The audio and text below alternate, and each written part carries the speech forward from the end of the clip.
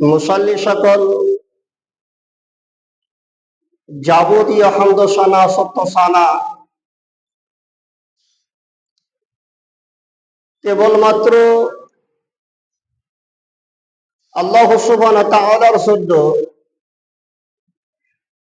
যেই মহান আল্লাহ সুবহানাহু ওয়া তাআলা অতীব দয়ালু। সেই মহান আল্লাহ সুবহানাহু ওয়া তাআলার সংক্ষিপ্ত প্রশংসা করি, সকলে বলি আলহামদুলিল্লাহ। অতঃপর বিশ্বনবী মুহাম্মদুর রাসূলুল্লাহ সাল্লাল্লাহু আলাইহি সাল্লামের উপর শান্তির ধারা বর্ষণ হোক, আমিন। আল্লাহুম্মা সাল্লি আলাইহি আল্লাহুম্মা বারিক। প্রিয় সম্মানীয় উপস্থিতি, আজকের বিষয় ও আমার আল্লাহ ভীতি। তাই বিষয়কে সামনে রেখে ঐশী গ্রন্থের মধ্যস্থল থেকে সূরা আনফালের 29 নম্বর আয়াত পড়েছি। তারপরে প্রথম নাম্বার হাদিস পড়েছি বুখারী মুসলিম রিয়াজুস সালিহিন হাদিস নাম্বার 59। দ্বিতীয় হাদিস পড়েছি মুসলিম এবং মিশকাত থেকে হাদিস নাম্বার 208। সে বিষয়কে সামনে রেখে কিছু আলোচনা করব। যদি মহান আল্লাহ সুবহানাহু ওয়া তাআলা তিনি আমাকে তৌফিক দেন, তাওয়াক্কালতু আলাইহি কুদিব।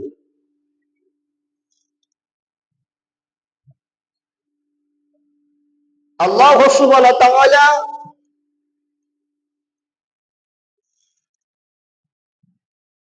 তিনি বলেন, ইয়া আইয়ুহাল্লাযীনা আমানু ইন তাত্তাকুল্লাহা ইয়াজআল লাকুম ওয়া ইউকাফির আনকুম সাইয়্যাতিকুম ওয়া ইয়াগফির লাকুম ওয়াল্লাহু যু ফাদলিল আযীম।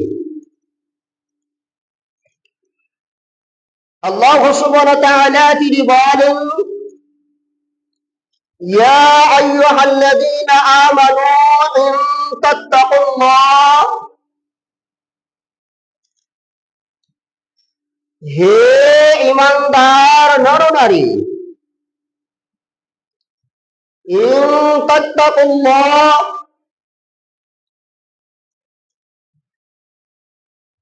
তোমরা যথাসাধ্য সেই তোমাদের পালন কর্তাকে ভয় করো। ওয়ায়াজআল লাকুম, যদি তোমরা ভয় করো, ওয়া ইউকাফিরু আনকুম সাইয়্যাতিকুম, তবে আমি তোমাদের সেই সমস্ত পাপ ও রাশিগুলিকে ক্ষমা করে দেব। ওয়া ইয়াগফির লাকুম, এবং তোমাদেরকে আমি মাফ করে দেব। ওয়াল্লাহু যু ফাদলিল আযীম, কারণ মহান আল্লাহ সুবহানাহু ওয়া তাআলা তিনি হচ্ছেন অনুগ্রহশীল। অত্র আয়াতে আল্লাহ সুবহানাহু ওয়া তাআলা তিনি যারা ঈমান এনেছে, যারা আল্লাহ সুবহানাহু ওয়া তাআলার প্রতি ঈমান এনেছে, বিশ্বাস রেখেছে, এই সমস্ত মানুষদেরকে মহান আল্লাহ সুবহানাহু ওয়া তাআলা তিনি বলছেন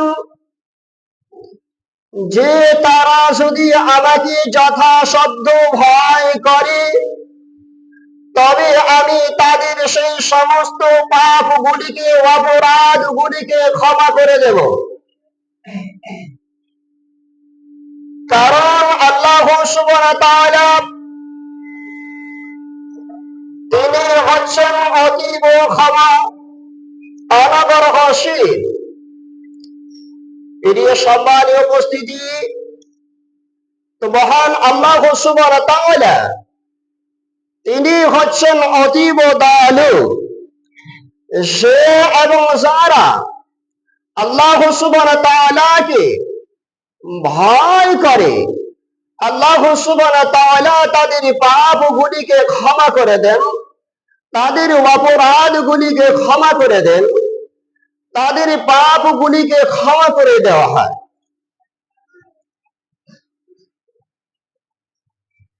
এবং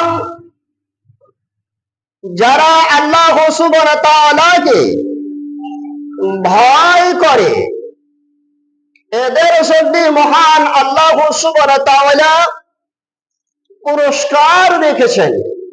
এদেরকে আল্লাহ সুবহানাহু ওয়া তাআলা পুরস্কৃত করবেন। এদের জন্য আল্লাহ সুবহানাহু ওয়া তাআলা তিনি ইনাম রেখেছেন। এই মর্মে হযরতে আবু উমামা বাহলি রাদিয়াল্লাহু তাআলা আনহু তিনি বলেন, রাসূল সাল্লাল্লাহু আলাইহি ওয়াসাল্লাম বলেছেন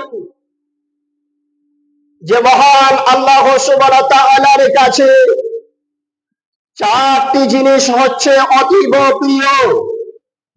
মহান আল্লাহ সুবহানাহু ওয়া তাআলার কাছে চারটি জিনিস হচ্ছে অতীব প্রিয়।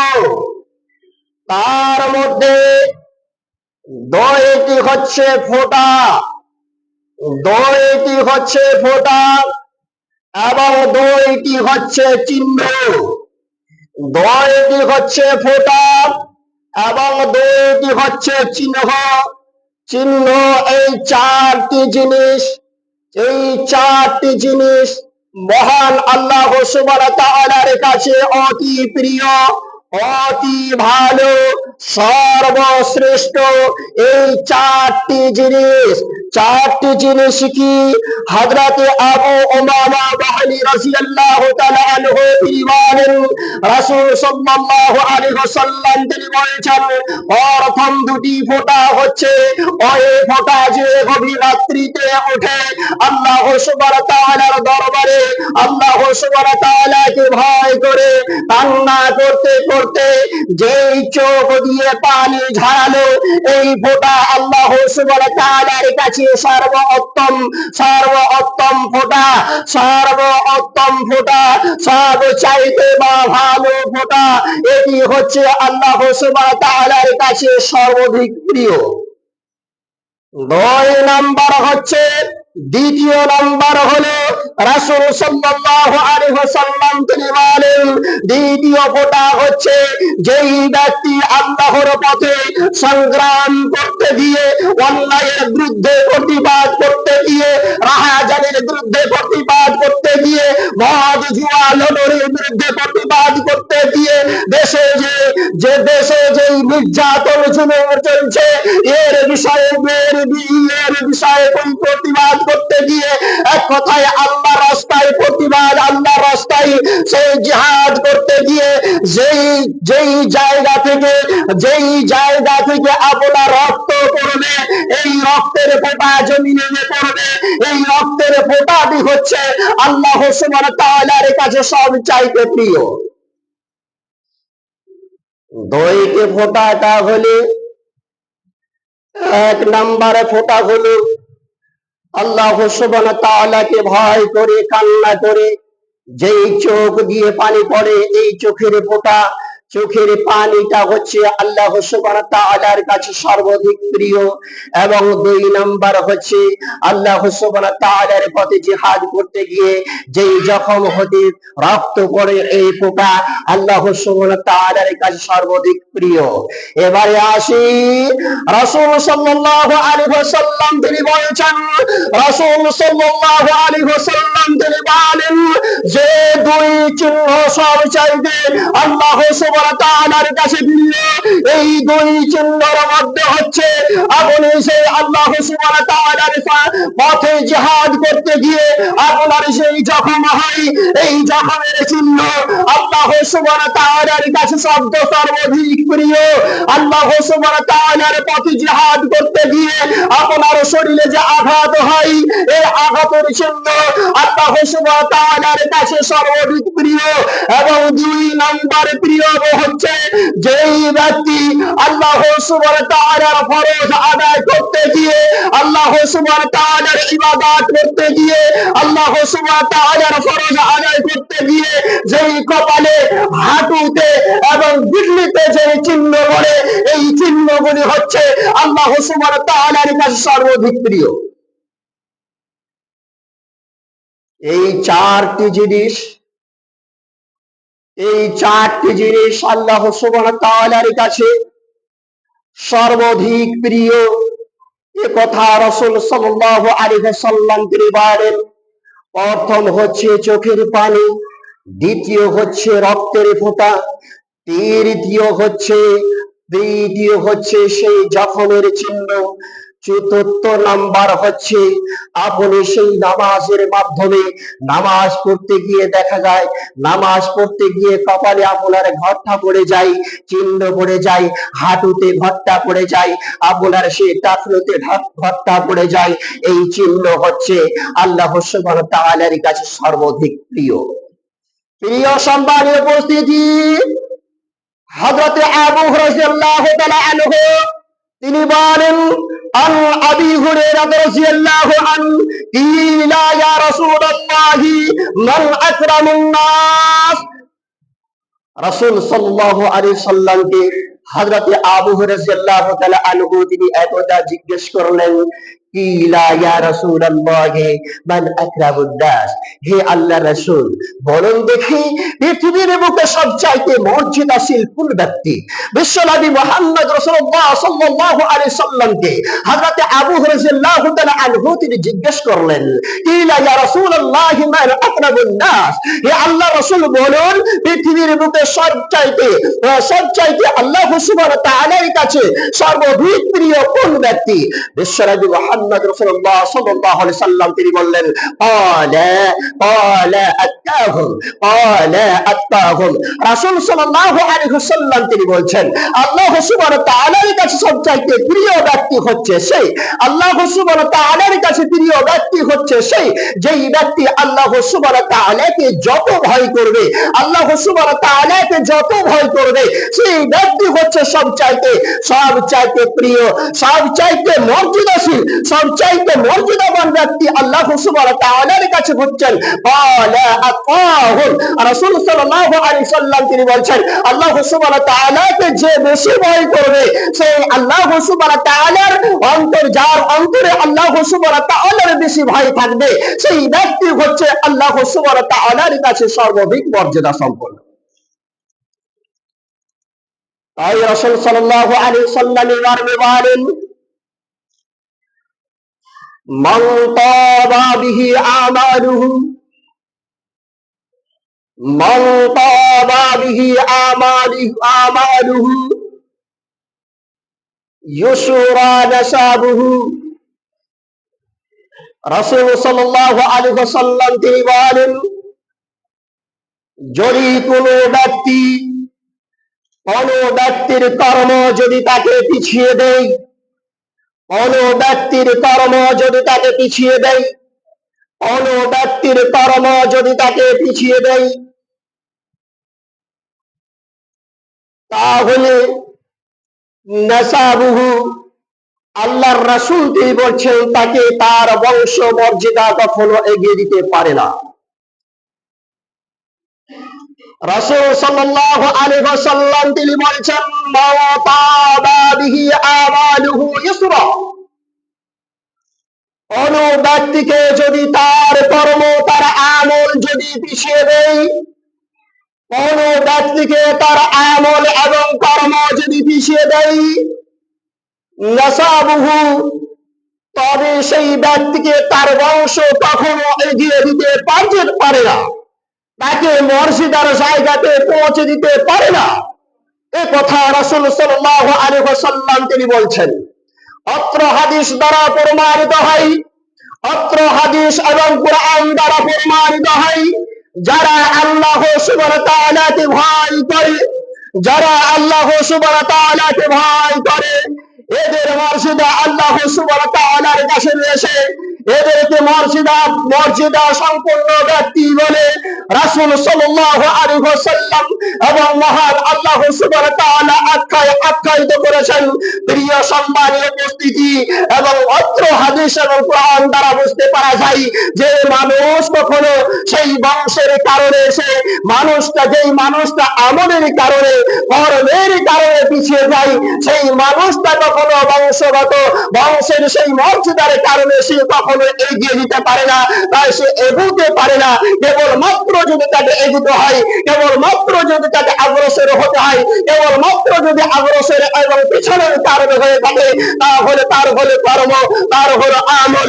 যদি আমল এবং কর্ম যদি আপনাকে এগিয়ে দিতে চাই, তাহলে কোন পৃথিবীর মানুষ যদি এক জায়গায় হয়ে গিয়ে আপনাকে যদি পিছানোর চেষ্টা করে, তাহলে পিছানো যাবে না।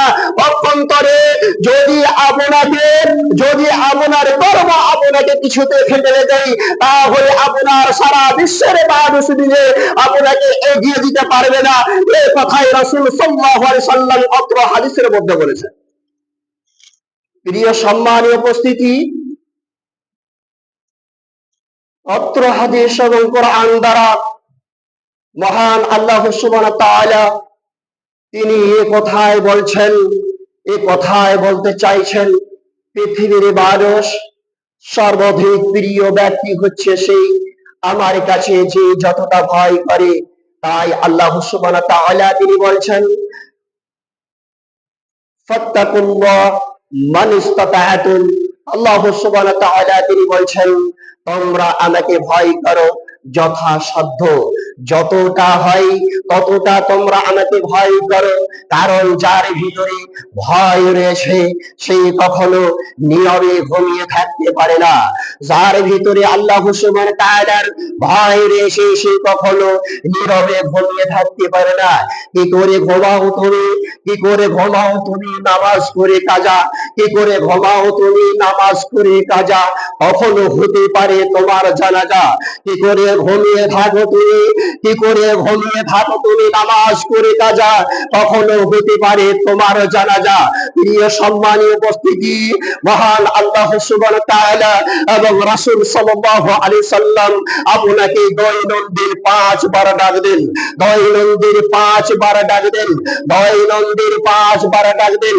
এই মুয়াজ্জিন এবং ইমামের এটা আওয়াজ নয়, মুয়াজ্জিন এবং ইমামের এটা ডাক নয়, মুয়াজ্জিন এবং ইমামের এটা ডাক নয়, এটা হচ্ছে কেবলমাত্র মুয়াজ্জিন এবং ইমামদের মুখের ভাষা, এটা হচ্ছে কেবলমাত্র তাদের গলার আওয়াজ।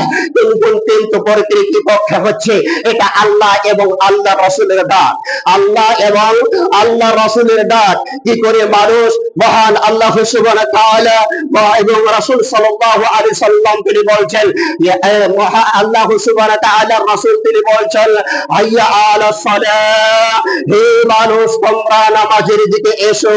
হাইয়া আলাল ফালাহ কেন আসবে? কারণ এতে লাভ রয়েছে, এতে উপকার রয়েছে। হজরের সময়তে আল্লাহ সুবহানাহু ওয়া তাআলার নবী তিনি বলছেন, as-salatu খায়রুম মিনান নাওম।